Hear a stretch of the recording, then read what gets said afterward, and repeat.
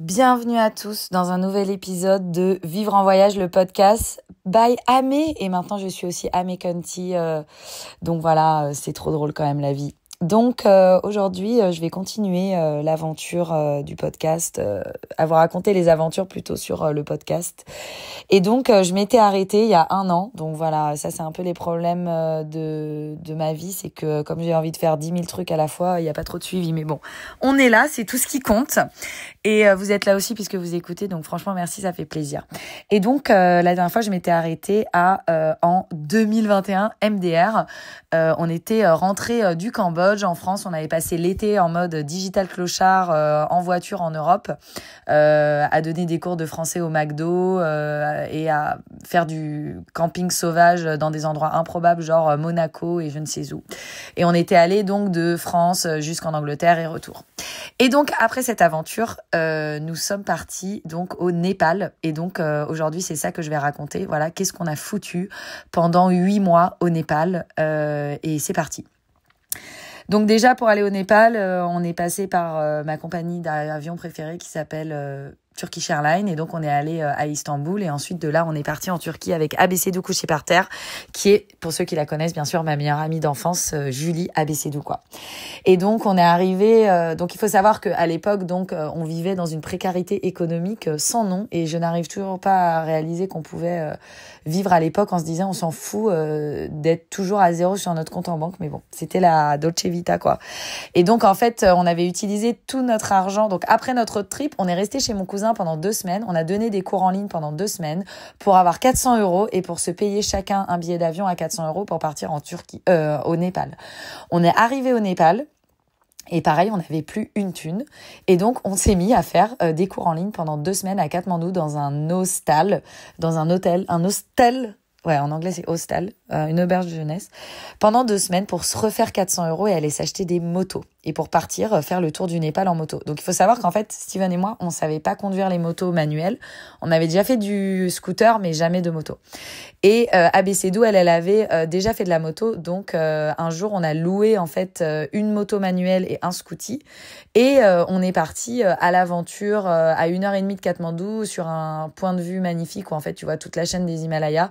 Ça restera pour moi le plus bel endroit du Népal, la plus belle vue du Népal, alors que j'ai fait plein de treks et plein de treks, non en fait c'est pas vrai, vous allez voir comme j'ai fait quasiment 0 trek, mais bon, j'ai vu plein de montagnes en tout cas parce que j'ai fait plein de motos dans tout le Népal, mais cette vue ça restera la meilleure parce qu'on voyait vraiment tout l'Annapurna, je dis n'importe quoi, tout l'Himalaya, d'est en ouest, et c'était oufissime. Et donc on a loué les motos pour aller là-bas, Stevie, Amy et moi sur un petit scooty, et Abécédou en moto. Et en fait, en redescendant du point de vue où il y avait la vue Chambé, là, on s'est arrêté dans, je saurais même pas comment décrire, mais un endroit qui fait partie de Katmandou, mais qui est quand même paumé, reculé au milieu des rizières. Parce que Katmandou, en fait, c'est dans une cuvette, donc t'es entouré de montagnes. Et donc, on était un peu à la limite, quoi. Et en gros, c'était vraiment un quartier, mais enfin, la route, c'était un concept, quoi. Mais on était là parce que justement, il n'y avait pas trop de trafic, parce que le Népal, niveau trafic, Katmandou, c'est comme l'Inde, hein. C'est 1 milliard de voitures au mètre carré, plus les scooties, plus les camions et tout. Oh my god, mauvais souvenir. Mais bon. Et donc, on était un peu dans ce coin paumé pour apprendre à conduire. Et donc, Abécédou nous a appris en 1 heure à conduire une moto manuelle. Donc c'était une petite moto, elle faisait genre 150 cc je crois. Et le lendemain, on est parti faire tous les magasins d'occasion de moto, parce que en fait au Népal, il faut savoir que tous les produits de luxe sont taxés, je crois, à 300%. Je confonds tous les pays, mais oui, Népal c'est 300% et Cambodge c'est 80%. C'est ça. Donc en gros, une moto qui normalement coûte 700, on va dire faire des chiffres ronds parce que je suis trop nulle en calcul mental, mais une moto qui coûte 1 000 € en France, elle va coûter au Népal 1 000 € plus 300% de taxes. Donc désolé si je dis de la merde, hein, mais moi c'était ça les calculs. Donc en fait une moto de base ça coûte genre 3 000 € quoi. Donc ou 4 000 €. Donc en fait c'est impossible de s'en payer une. Donc on a été obligé d'aller dans les trucs de seconde main avec des motos poubelles. Et donc nous avons trouvé des motos. Et donc on a chargé nos affaires sur la moto à Katmandou. Donc voilà, avant ça, donc on est resté quand même 2 semaines au Népal, on a visité plein de trucs, on a visité les crématoriums à ciel ouvert où ils crament les gens, on a visité des temples blindés de singes où franchement ça faisait flipper quoi. Bah si vous voulez voir tout ça, c'est sur ma chaîne YouTube Amé TV La Stories 2020 et il y a toutes les vidéos dans la playlist Népal. Et donc voilà. Et donc, on a acheté nos motos, on a passé un jour chez le garagiste à les remettre d'aplomb. On a payé 400 balles chacun en cash avec la monnaie locale. Donc, c'était MDR, on avait des liasses et tout de billets. Et on est parti à l'aventure. Et donc, en fait, le premier jour, on allait à Pokhara. Donc, je dirais que c'est à moins de 200 kilomètres. Oui, donc je viens de vérifier sur Google, c'est à 201 kilomètres. Non, mais quand même, cette mémoire. Et donc, en fait, pour faire 201 kilomètres, on a mis 7 heures. Parce qu'en gros, on est parti à 17 heures. On a conduit et en fait, il s'est mis à faire nuit directe. Donc déjà, la route, il faut imaginer comme c'est flippant. En gros, il y a qu'une seule route. Enfin, il y a pas d'autoroute, de nationale, de départementale et tout. Il y a une route et c'est tout en fait. Et en fait, de partout dans le pays, il y a qu'une route et tout le monde suit la même route. Et après, oui, pour monter dans les villages ou des trucs comme ça, il y a d'autres routes. Mais en fait, des routes qui font A à B, il y en a qu'une. Et donc, tu partages la route avec tout le monde. Déjà, la route, elle monte, elle descend. Elle est le long des canyons, donc les rivières ou les fleuves qui descendent des montagnes et qui descendent dans la vallée. Et en fait, tout le monde utilise cette route. Tous les camions, tous les bus, toutes les ambulances, tous les taxis, tous les motos. Donc, en fait, c'est le bordel intégral. On part à 17h, vers 19h, il commence à faire nuit, mais on se dit, bah merde, on a fait que genre 50 kilomètres. Même pas, je pense, on avait même fait moins à mon avis, mais bon bref. Et on se dit, bon bah on continue de conduire. Et là, on se rend compte que il y a 2 lampes de moto qui marchent pas. Donc ABC12, sa lampe, il y avait que les pleins phares qui marchaient, mais en fait les pleins phares, fallait rester appuyé sur le bouton pour que les pleins phares marchent. Donc en gros, j'ai pris du scotch et j'ai scotché son bouton plein phare en appuyé pour qu'en fait elle ait la lumière. Et Steven, il avait pas du tout de lumière, donc en gros, il restait. Moi, j'étais à l'avant, ABC12, elle était à l'arrière. Et au milieu, il y avait Stevie et il fallait faire gaffe. Vers 22h, on s'arrête quand même dans une ville qui s'appelle Mowgli. Donc, je me rappellerai toute ma vie parce que c'était comme Mowgli, le livre de la jungle, le nom de la ville. Et c'était vraiment genre paumé, il y avait rien. Mais on est tombé chez des gens trop sympas qui nous ont vu débarquer à 22h, qui se sont dit, mais qu'est-ce qu'ils foutent là, ces schlags? Et ils nous ont dit, bon, bah, venez, nous, on a des chambres et tout. Mais on a payé, genre, je sais pas, je dirais 3 euros la nuit, avec la douche chaude et tout. Et ils nous ont carrément fait une installation pour qu'on rentre nos motos à l'intérieur de leur salon, en fait, parce qu'ils voulaient pas qu'on laisse nos motos dehors, alors qu'en soi, ça craint rien. Surtout vu comme nos motos, elles étaient pourraves, mais juste, en fait, par gentillesse et pour que, bah voilà, il y ait pas de tête de gelée, que les trucs, ils gèlent pas, enfin, j'en sais rien, des gens adorables, quoi. Et ils nous ont fait un super repas qui était déjà prêt, hein, je vous rassure, ils ont pas cuisiné juste pour nous à 22h. Mais voilà, le dal bhat, donc c'est le repas national du Népal. On en mange tout le temps. C'est trop bon. Moi, à une époque, j'étais addict au dal bhat. J'en mangeais au petit déjeuner et au dîner. Genre pendant 2 mois, en fait, j'ai mangé que ça tous les jours, 2 fois par jour. Bref, comme les Népalais, quoi. Mais c'est tellement bon. En fait, c'est un plat hyper complet où t'as plein de trucs différents. T'as une salade de lentilles, du riz avec du beurre dedans. Et après, t'as des currys de légumes qui sont absolument délicieux. Et après, parfois, si tu vas dans les restos, t'as aussi le curry, donc c'est de la viande en sauce ou juste de la sauce, genre des espèces de ratatouille. Mais c'est pas vraiment le goût de la ratatouille quand même, parce qu'il y a pas tant de tomates que ça. Mais voilà, c'est un peu de ce genre. Et en fait, c'est dans un grand plateau et t'as un petit peu de tout dans ton plateau et tu manges tout ça. Et c'est le rêve, quoi. Enfin, franchement, c'est trop bon. Et donc, le lendemain matin, on se réveille. Et il faut savoir qu'à l'époque, on faisait encore les cours en ligne. Et que moi, en fait, j'avais cours genre à 13h. Du coup, quand je vois qu'on est encore à genre 150 km, je me dis bon. En vrai, Mowgli, c'était à moitié du chemin. Donc, on était à 100 km. Et je me dis bon, hier, on a déjà mis de 17h à 21h. Oh my god, je sais pas calculer, mais ça fait genre 4 heures. Donc, on va remettre 4 heures. Donc, en fait, c'est mort le cours de français. J'arriverai jamais à le donner à mon élève. Du coup, j'ai écrit à mon élève et je lui dis, je suis au milieu du Népal en moto. Désolée, on aura cours un autre jour, genre demain, quoi. Bisous, merci pour ta compréhension. Bref. Bonjour les profs schlag, quoi. Et donc au final on conduit là c'était plus cool parce que c'était que 2 jours, il y avait pas de nuit et donc c'était safe. Après on a quand même traversé des endroits qui étaient inondés, on était dans la boue, j'avais trop peur que la moto tombe parce qu'en fait sur la moto il y a quand même notre ordinateur, nos vêtements, mais surtout notre ordinateur. Moi, il y avait mes caméras, puisqu'à l'époque, je faisais YouTube à balle, plus les autres vidéos que je faisais pour d'autres gens, donc voilà. Et Steven, il avait son truc de DJ, donc fallait pas que ça tombe dans la boue, quoi. Et donc bref, au final, on a fini par arriver à Pokhara. Et donc en fait, Pokhara, donc il faut imaginer, c'est le rêve sur Terre. Donc pour ceux qui connaissent, c'est un peu le Kampot du Cambodge ou le Puerto Escondido du Mexique. Et en fait, c'est un peu le paradise. C'est en fait une ville quand même de taille moyenne. Qui est au bord d'un lac, et en fait au bout du lac c'est quoi? L'Annapurna, la chaîne des Annapurna. Donc déjà quand tu vois pour la première fois la chaîne des Annapurna, tu pètes un câble. De toute façon, quand tu vois pour la première fois des montagnes au Népal, tu pètes un câble, parce que quand t'es habitué à le Mont Blanc, 4000 mètres, on le voit même de Lyon, le truc, tellement qu'il est géant par rapport à tout le reste. Et là-bas en fait c'est 6000, 7000, 8000, genre des 6000 mètres, il y en a des centaines, des montagnes de 6000 ou des montagnes de 7000 mètres, il doit en avoir des dizaines et des dizaines et des dizaines, et des montagnes de 8000 mètres. Malheureusement, je peux plus me la péter. Je connaissais tous ces chiffres par cœur, mais je me rappelle plus. Mais je crois qu'il y a 12 dans le monde. Je crois qu'il y en a 14 et il y en a 12 qui sont au Népal, si je me trompe pas. Donc, 8 kilomètres de montagne, tout droit jusqu'au ciel. Enfin, le truc délire, quoi.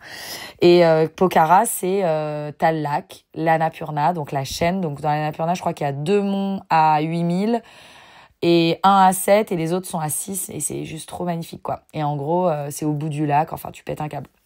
Donc voilà, donc on arrive à Pokhara et en fait on a passé au total 3 mois là-bas, puisqu'on est arrivé, non je dis n'importe quoi, on a passé 1 mois et demi.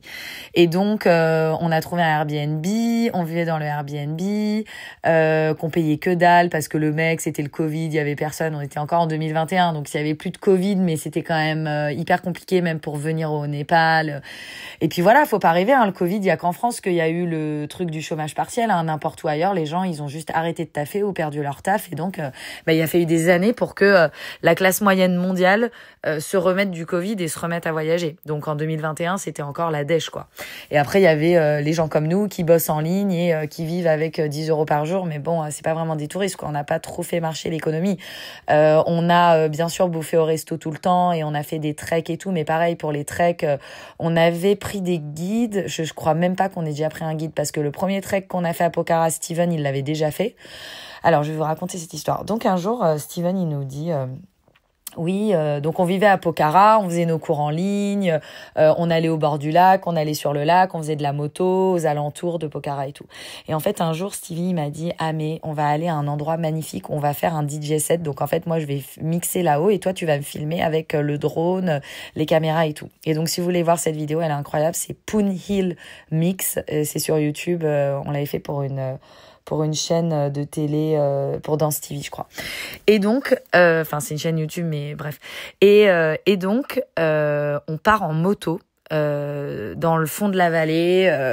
My God, c'était hardcore. Genre, à un moment, on a mis 3 heures pour faire 30 kilomètres, parce que en fait, on montait carrément la montagne, mais un chemin de randonnée, mais à moto.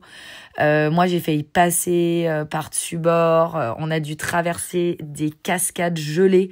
Donc, en gros, c'était totalement inondé, forcément, sur la cascade. Et en fait, c'est vraiment la montagne, quoi. Et en fait, le moteur de la moto, il est hyper vieux, parce que déjà, c'est une moto, les Népalais me disaient que c'était une moto de personnes âgées, qu'il y avait que les personnes âgées qui avaient ma moto. C'était une Honda Shine 125cc. Et quand j'arrivais quelque part, ils me disaient « Quoi, mais vous venez de Katmandou avec ça, mais vous êtes des malades ?» Et on était là, bah ouais, mais c'est tout ce qu'on a pu se payer. Bon, on a réussi à arriver, bref. Et en gros, donc comme le moteur, il était vieux, il chauffait de ouf, surtout que nous, on prenait des dénivelés de malades et tout, avec des toutes petites motos de 125, alors qu'il aurait fallu au moins des 200, voire des 500 idéalement. Et en fait, quand on passait dans les rivières ou les inondations, les cascades et tout, et ben l'eau, elle était gelée, forcément, puisqu'on est au Népal et qu'il fait genre 5 degrés, donc l'eau, elle est gelée de chez gelée. Et en gros, l'eau, quand tu passes, le moteur, il est brûlant, et là, ça fait... Et en gros, t'as un énorme nuage de fumée, de condensation, je sais même pas le mot, mais en fait, du contact de l'eau gelée avec le moteur qui, lui, est à plus de 100 degrés, mais largement plus de 100 degrés, parce que mon ordi, il est à 100 degrés, donc il a je sais pas combien de de degrés, quoi, le moteur. Et donc, bref, on monte, et puis finalement, on arrive au village, mais franchement, c'était hardcore. Moi, je suis tombée ce jour-là 6 ou 7 fois de la moto, on était enlisés dans la boue, il y a que des tracteurs qui montent là-haut, les mecs, ils nous voyaient passer, ils disaient, mais qu'est-ce qu'ils font, quoi? Et on était là genre namasté, tout va bien. Il y avait plein de chèvres et après les vues de malade que tu te tapes parce que dès que tu montes un peu, bah en fait t'as toute la vue sur la chaîne de montagne, mais t'es collé à la montagne. Parce que quand t'es à Pokhara, t'es quand même, je dirais, à au moins 50 kilomètres, voire 50 kilomètres du début de la chaîne, même si tu la vois comme si tu y étais. Mais quand t'es à l'intérieur de la chaîne de montagne, c'est un autre délire, quoi. Et donc, on arrive finalement en haut dans le village et tout. On dort là-bas. Enfin, on dort. Moi, je dors. Steven ne dort pas. Il prépare son mix parce que du coup, bah, on arrivait tellement tard qu'il avait pas eu le temps de préparer son mix. Donc, il passe la nuit avec assis par terre devant le lit. Le lit, donc le matelas qui lui servait de bureau avec son ordi, assis à genoux devant son ordi en train de préparer son set et moi qui dors. Et à 4h du mat, on se réveille.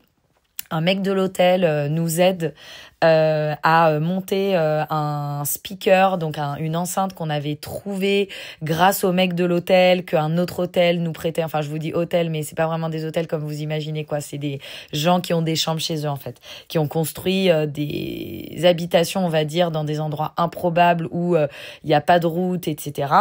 Et en fait, qui accueillent des gens parce que ce point de vue, il est hyper connu parce que c'est le seul trek que tu peux faire en seulement 3 jours. Sauf que nous, du coup, on l'est monté en moto et on est redescendu en moto.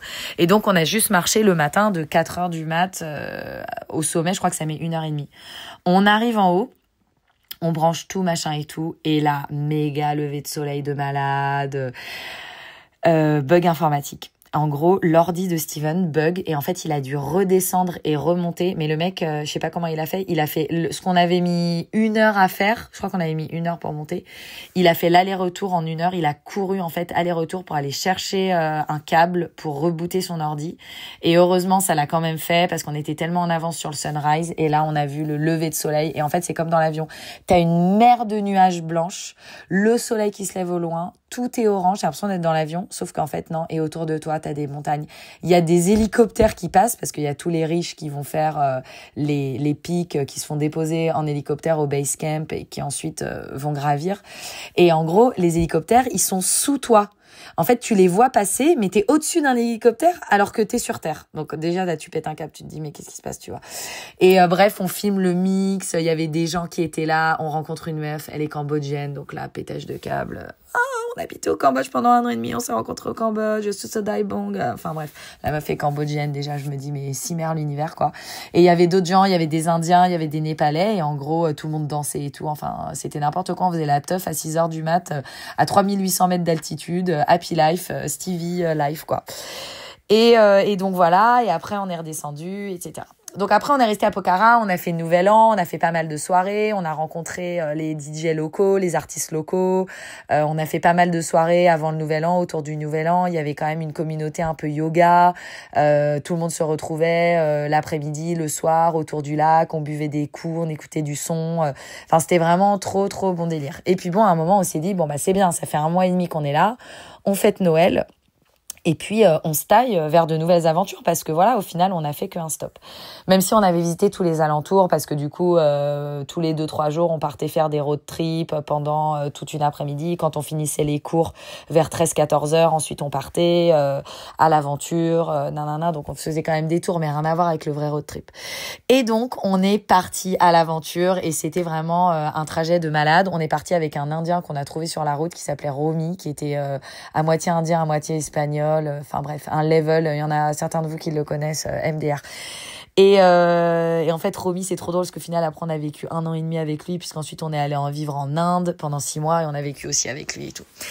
Et donc, ensuite, on est parti, on a fait plusieurs étapes, mais je vais un peu passer les étapes. On s'est arrêté dans des endroits lunaires, mais vraiment genre, en fait, un endroit où il y a la thune pour développer. Genre, en fait, il y a des routes, il y a des immeubles, mais tout est vide.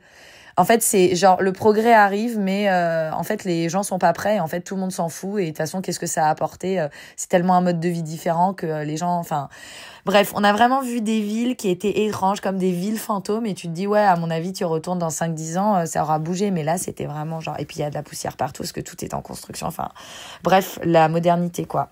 Et on a traversé le pays pour aller à l'extrême ouest du pays, pour aller dans un parc national, parce qu'en fait, j'avais vu sur Facebook une meuf, Gomar, qui forcément va écouter ce podcast, donc dédicace, qui avait posté sur Facebook des photos d'un tigre. Mais en gros, un tigre, comme si le tigre, il était là, à 1 mètre ou à 5 mètres de toi, tu vois. Et moi, j'avais vu ces photos sur Facebook, j'étais là en mode, what? C'est où ça? Du coup, j'avais écrit à la meuf, donc c'était Gomar, qui était de Grenoble, donc MDR, ou Chambéry, je sais jamais, désolée, non, Grenoble. Et elle me dit, mais meuf, ça c'est au Népal, Bardia National Park, que tu devrais y aller. Et d'ailleurs, c'était elle qui m'avait recommandé l'hostal où on était allé à Katmandou, d'ailleurs, à la base. Et donc, elle me dit, tu vas à Bardia National Park, tu vas chez Pramesh. Et donc, c'est trop drôle parce que maintenant, la meuf de Pramesh, elle bosse avec moi sur le projet Amekanti. C'est la graphic designer qui a fait le site internet et tout un tas de trucs, par exemple. Donc, trop drôle la vie. Mais je la connaissais pas à l'époque, forcément. Et donc, on arrive dans le parc national et on rencontre Pramesh et on se dit on va voir des tigres en pleine nature. Et donc en fait t'as des tigres, t'as des rhinocéros et tout. Mais en fait c'est pas si simple parce qu'en fait c'est vraiment dangereux et il y a énormément de gens il y a plein d'accidents, des locaux surtout, mais aussi parfois des touristes malheureusement. Parce que c'est les animaux sauvages, on est dans la jungle. Donc déjà pour votre information, l'animal sauvage le plus dangereux de la jungle, c'est pas le tigre ou le jaguar, c'est the fucking elephant. Pourquoi? Parce que quand il te charge le truc, il court à 40 km/h, c'est un énorme pachyderme et en gros il te défonce. Et en fait pour faire le trek dans la jungle, donc soit tu le fais en safari jeep, donc en bagnole. Bon, le truc, no way, déjà, je pense qu'on n'avait pas les moyens, mais même, c'est bon. On n'est pas venu jusqu'ici en moto pour faire de la Jeep, tu vois. Moi, je vais aller dans la forêt à pied, quoi. Et donc, en fait, tu dois marcher toute la journée dans la forêt et tu trouves, dans la jungle, et tu pistes des animaux, donc ils t'apprennent à pister des animaux et tout. Mais sauf que du coup, c'est hyper dangereux parce que t'es à pied dans la jungle et il y a plein de tigres, d'éléphants, de rhinocéros et tout. Et donc, en fait, tu dois passer, avant de faire le trek, tu dois passer genre minimum 2 jours avec le guide à discuter, à apprendre à se connaître et tout. Parce que c'est aussi eux qui décident s'ils t'emmènent ou pas, tu vois. S'ils savent que, tu vois, et ils te posent des questions genre, est-ce que tu sais monter aux arbres? Si je te dis, mais tu montes à l'arbre parce qu'il y a un rhinocéros qui charge, est-ce que t'es capable de monter? Et tu te dis, ouais, pas de souci. Et après, tu te dis, putain, mais si je me fais charger par un rhinocéros, je pense que je fais une crise cardiaque, j'ai jamais arrivé à monter dans l'arbre, mais bon, bref, je lui dis oui et tout. Et donc on a passé comme ça plusieurs nuits parce que on continuait de donner des cours en ligne, donc forcément on donnait des cours en ligne depuis la jungle, oui c'est possible, MDR, et on était dans des espèces de yourtes en terre cuite, en terre battue ou terre cuite, non en terre battue, et on donnait des cours de là-bas. Il y avait quand même la 4G, c'était limite mais ça passait. Et donc on disait voilà, samedi c'est notre jour off ou dimanche, donc on pourra aller faire le trek. Et donc en attendant le jour du trek, on donnait des cours en ligne la journée, l'après-midi on allait se balader le long de la rivière, donc qui fait la frontière entre la jungle qui est vraiment sauvage et le village là où vivent les humains. Mais c'est vraiment le livre de la jungle, le truc, hein. Faut vraiment imaginer, genre c'est pareil quoi. Et les gens qui vivent dans la jungle, ils sont dans le futur, ils ont construit, ils font des étangs, comme ça ils ont du poisson alors que normalement il y a pas de poisson, et ils ont leur poisson et ils vivent comme ça, ils sont totalement autosuffisants, ils font leurs propres briques pour leur maison, ils bouffent tout ce qu'ils cultivent, enfin ils sont dans le turfu complètement self-sufficient, et c'est sûr que eux ils ont pas besoin du système et de la modernité, tu vois. Pourquoi faire, j'ai envie de dire. Ils sont tellement mieux comme ça. Enfin bref, on comprend. Et là, tu te dis, mais putain, ma société à nous, elle est pourrave, nous. C'est que le travail. Il y a que ça qui compte. Travail. Mais on n'est pas né sur Terre pour travailler. On est né sur Terre pour vivre, être en vie, en fait. Enfin bref, mais bon, ça, c'est un autre sujet. Et donc, tous les soirs, donc on teach, et tous les soirs, on s'assied au bord du feu, autour du feu, et on écoute les histoires des guides. Et en fait, les guides, c'est des gens qui sont nés là-bas, qui ont grandi là-bas, qui maintenant ont genre 20, 30, 40 ans, ça dépend des âges, et qui ont passé leur vie dans la jungle, et qui te racontent des histoires. Mais le truc, c'est un podcast. Et d'ailleurs, on se disait, faut trop faire un podcast pour raconter toutes les histoires, parce que ils te racontent des histoires d'attaques de tigres, d'accouplement, de même de viols d'éléphants, enfin, des trucs trucs, pas un éléphant qui viole un humain, je vous rassure, hein, des éléphants qui se violent entre eux, hein. Et que des trucs comme ça, enfin bref, des histoires lunaires, la vie de la jungle en fait. Comment les jaguars ils viennent dans les villages et qui peuvent, alors ils tuent pas non plus des humains, enfin c'est très rare, des bébés c'est très rare, mais surtout genre des petits chiens, des petits chats ou des petites chèvres. Oh nous quand on était petits on avait une petite chèvre, ils te racontent les guides. Un nu on l'a pas rentré, bon bah voilà, le lendemain on a retrouvé le petit fil de la chèvre parce qu'elle était entourée d'un piquet, la pauvre, ensanglantée quoi. Donc bref, on vit dans la jungle, on écoute les histoires de la jungle et un jour, ça y est, on est prêt, on part en trek, on part à la trace du jaguar, sur la trace du tigre, pardon. Sauf que en fait, il faut savoir que t'as quasiment zéro chance de voir des tigres à cette période de l'année parce qu'il fait trop froid. Et en fait, le tigre, le seul moment où tu peux le voir, parce que le tigre, il est intelligent, c'est un animal timide. Donc en fait, il t'entend déjà à 15 000 à la ronde et dès qu'il t'entend, il se casse en fait. Et le seul moment où tu peux le voir, c'est si t'es perché à un point de vue dans la jungle, donc sur un arbre ou un truc comme ça, et que il va faire sa toilette dans la rivière et que là, en fait, à ce moment-là, tu le surprends et tu le vois et lui-même, il te voit pas parce que tu le vois d'en haut, tu le vois de loin, en fait. Et voilà. Et alors, seulement tu peux le voir. Ou alors, si comme Margot, t'as de la chance et vraiment tu te retrouves nez à nez avec le tigre, enfin, je sais pas si c'est de la chance, moi, je pense pas que j'aurais pu. Et bref, du coup, on passe la journée à marcher dans la jungle et tout pendant 7 heures, nanana. On voit des rhinos, on voit des éléphants, on voit surtout des crottes d'animaux et à un moment, ça y est, on voit une crotte de tigre. Et là, le mec, il dit « Oulala, le tigre, il a chié ici. C'est sec, c'était il y a moins d'1 heure, donc il est pas loin. Il rôde dans les parages, il est de sortie. Bon, il y en a pas qu'un, mais tu sais, c'est tellement grand la jungle là où on est, voilà, je sais pas, mais bon, bref. Et donc, on se dit, ok. Donc moi, je faisais un vlog sur les merdes d'animaux, puisque je me dis, on va jamais voir un tigre, je vais quand même faire un vlog sur le truc et tout. Donc ça aussi, pareil, sur ma chaîne YouTube, si vous voulez voir le reportage. Mais bon, on a quand même vu un tigre, hein, je vous rassure, un spoiler alerte. Et puis, à un moment, on se rapproche, et là, il y a de la pisse par terre. Et là, le mec, le guide, il dit, oh putain. Donc il y avait 2 guides et nous, on était 4. ABC12, Stevie, Romy, notre nouvelle amie, et moi. Et on était 6. Et donc, il dit, ah là, il y a de la pisse. Waouh, le tigre, il a pissé là il y a 30 secondes. Enfin, il y a genre 2 minutes, c'est encore chaud et tout. Alors qu'en vrai, il faisait pas chaud dans la jungle, il fait genre 15 degrés. Du coup, là, avec ABC... Et en fait, il faut savoir que les guides, eux, les gens, ils ont leur réputation pour le tigre. Il y a le tigre qui est là, en fait, les tigres... on peut les voir dans leur habitat naturel. Et en fait, les gens viennent du monde entier, mais surtout d'Inde, pour voir ces tigres-là. Donc, en fait, tout leur business, toute leur communication, leur marketing, c'est le tigre. Le tigre, venez voir des tigres. Donc, en fait, eux, leur objectif, c'est de te faire voir le tigre. Et donc là, ils disaient, bon, c'est bon, on va le voir et tout, on se rapproche. Et les mecs, c'est des pisteurs, tu vois. Donc, ils sont en train de pister le tigre et tout. Et nous, avec ABC12, on se regarde. Et là, en fait, on se dit, mais qu'est-ce qu'on va faire, tu vois? Et là, en fait, on entend les biches qui commencent à faire l'appel. Bon, je sais pas trop bien faire le bruit de la biche, mais bon. Et en gros, là, le guide, il fait « Chut, arrêtez de marcher !»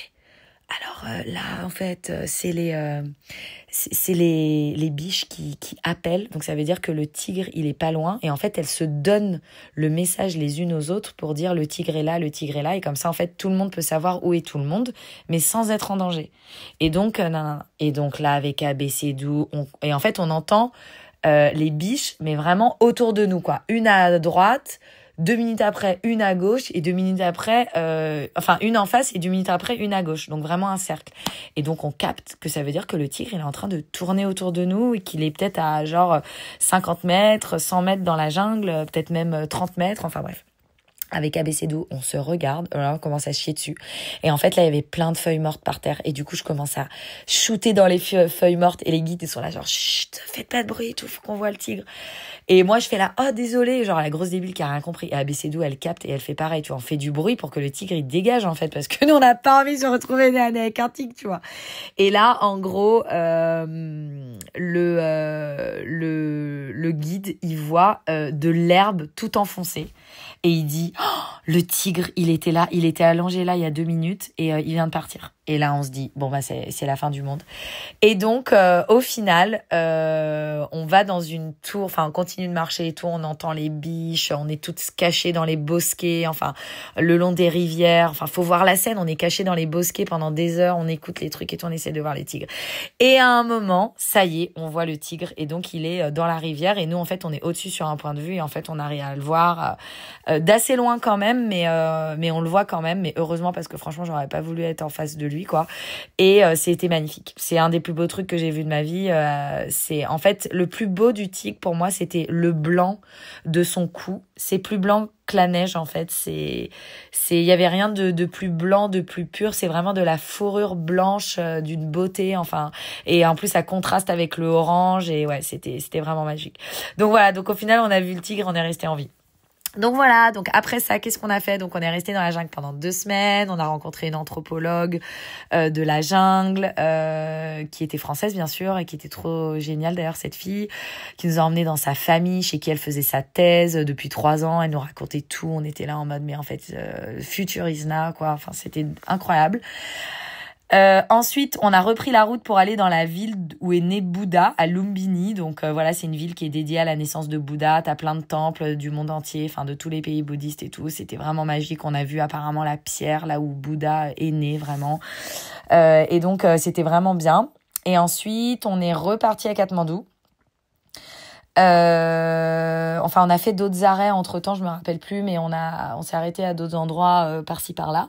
Et on est retourné à Katmandou et là, on est parti à Goa pendant genre 1 mois. Parce que on se pelait le cul en fait, j'en avais trop marre d'avoir froid et on voulait éventuellement aller vivre en Inde après, donc on s'était dit bah là les billets c'est pas cher, on est à côté, allez on part en Inde à Goa pendant 1 mois et comme ça on va voir la vibe et après on décidera si on voudra aller visiter là-bas. Donc dans un prochain épisode je vous raconterai notre vie en Inde qui a duré 6 mois, donc l'année d'après. Et ensuite on est revenu à Katmandou, on a vécu à Katmandou pendant 2 mois, mes parents sont venus rendre visite, donc on a fait un autre trek dans l'Everest, donc c'était magique. Voilà, bah après, faudrait que je fasse un autre podcast sur le trek de l'Everest, mais j'ai pas envie que le podcast il soit trop long et de vous saouler. Donc je vais aller un peu vite, mais en gros on est parti dans l'Everest pendant 10 jours sans guide et sans porteur. On a eu un temps de malade, c'était au mois de mai. On est monté jusqu'à 4006 parce que ma mère elle supporte pas, elle a le mal des montagnes. Donc, on pouvait pas monter à plus de 4000. Donc, dans la journée, on est monté jusqu'à 4006, mais après, on devait redescendre à 4000. Et c'était magique. On a vu des monastères, des yaks, des ânes qui descendaient les bouteilles de gaz, les porteurs et tout. En fait, t'étais 10 jours dans un chemin de randonnée. En plus, c'était encore à la sortie du Covid, donc il y avait personne. On a connu vraiment la route de l'Everest comme c'était il y a genre 50 ans, quoi, et quand il y avait son père. Et d'ailleurs, il y a plein de guides qui nous ont dit « Mais vous avez tellement de chance d'être là maintenant » et tout. Et c'était génialissime. On a vu des vues de malades. C'était à couper le souffle.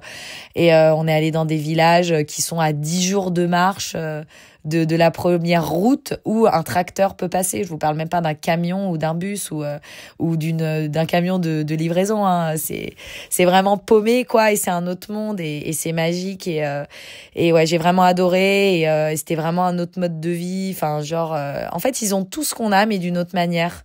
Genre ils ont leur machine à laver mais en fait ça tourne tout seul parce qu'il y a tellement de pression dans l'eau qui coule des montagnes que tu mets un tuyau et en fait ça sort tellement vite du tuyau, l'eau, la pression, que en fait tu mets une bassine et en fait l'eau elle va automatiquement tourner dans la bassine et t'as ta machine à laver. Enfin, que des trucs comme ça, quoi. Et t'es là en mode mais enfin voilà. On a été dans